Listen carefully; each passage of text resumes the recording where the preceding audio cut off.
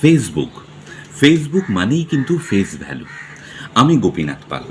এটা যখন সকলে জেনে যাবে, এই ফেসটাকে যখন সকলে চিনে যাবে, ফেসবুকও কিন্তু তখন তোমায় রেকগনাইজেশন দেবে, অরিজিনাল ম্যান।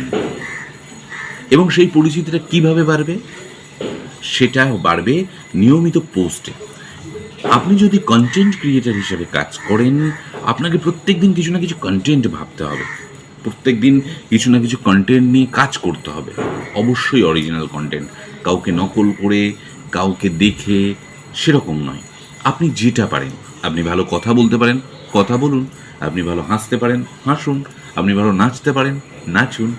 যাই করুন, আপনার ফেসটাকে যেন বারবার দেখা যায়। এই দেখুন, আমার ফেসটা যেমন দেখা যাচ্ছে। তো এরকম যদি দেখা যায়, আপনিও কিন্তু ফেস ভ্যালু যেই বেড়ে যাবে, আপনাকেও দেখবেন মানুষ ডাকছে, আপনাকেও দেখবেন মানুষ চিনছে।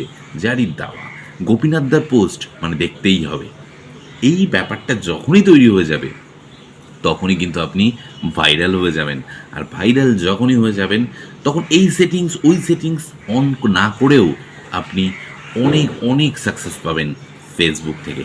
তাই ফেস ভ্যালুটাকে বাড়ান, বারবার নিজের ফেসটাকে সামনে রেখে কিছু না কিছু করুন, যেটা আপনি পারেন।